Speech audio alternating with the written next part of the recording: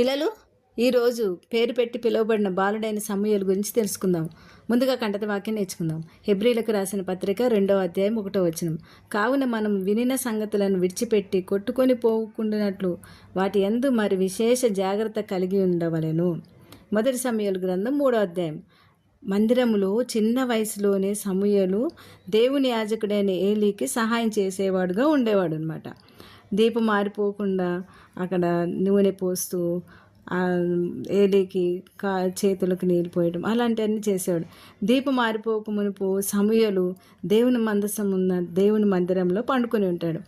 ఆ రోజు రాత్రి సమూయేలు అని పేరు పిలవడం వినబడుతుంది అనమాట.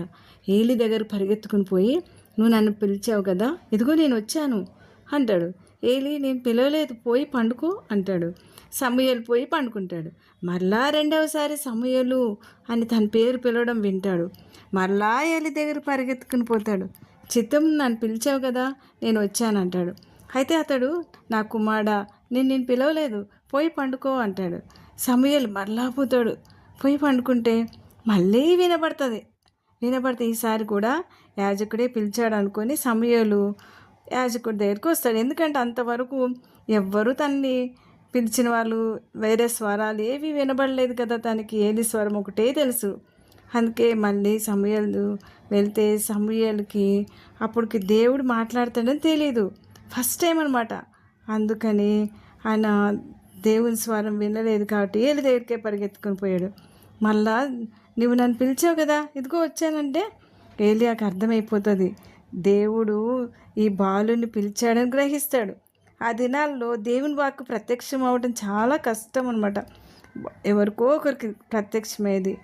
ఏలీ, నువ్వు పోయి పండుకో, ఎవరైనా నేను పిలిచారనుకో, యెహోవా నీ దాసుడు ఆలకించున్నాడు, ఆగేయమని చెప్పమంటాడు.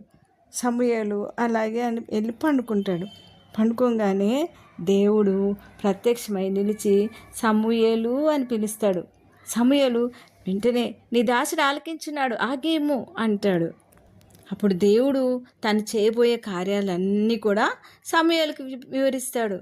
చూసారా, దేవుని సన్నిధిలో ఉన్నాడు కాబట్టి దేవుని స్వరం వినగలిగాడు. మనం కూడా పరిశుద్ధ గ్రంథం ద్వారా మాట్లాడతాడు దేవుడు. ప్రార్థనలో ఉన్నప్పుడు అంతరంగంలో ప్రేరేపణ ద్వారా మాట్లాడతాడు. పండుకున్నప్పుడు స్వరం ద్వారా మాట్లాడతాడు. సేవకులుగా మనము దేవుని సన్నిధిలో ఉన్నప్పుడు దేవుడు మాట్లాడతాడు తెలుసా. ఆయన స్వరాన్ని గుర్తించి స్పందించాలి మనం వెంటనే.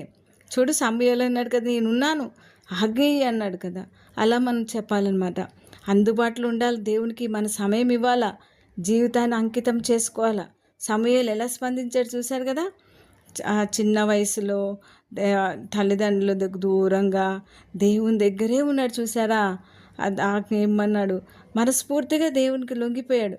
మనం కూడా మన ఇష్టానుసారంగా కాకుండా దేవుని చిత్తానికి మనం లొంగిపోతే దేవుడు మనల్ని ప్రవక్తగా, అంటే జరగబోయే సంగతులన్నీ చెప్తాడు మనకి. ఇంకా అందరికీ మాట్లాడి మనము అందరినీ బలపరుస్తామన్నమాట. సరేనా, ప్రార్థన చేసుకుందామా.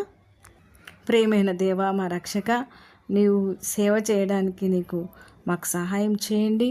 మేము నీ ప్రార్థనలో మేము నీతో గడపడానికి, నీ స్వరం వినడానికి దేవా మా చెవులు తెరవండి ప్రభా. మేము నీ కొరకు కనిపెట్టడానికి మా కళ్ళు తెరవండి.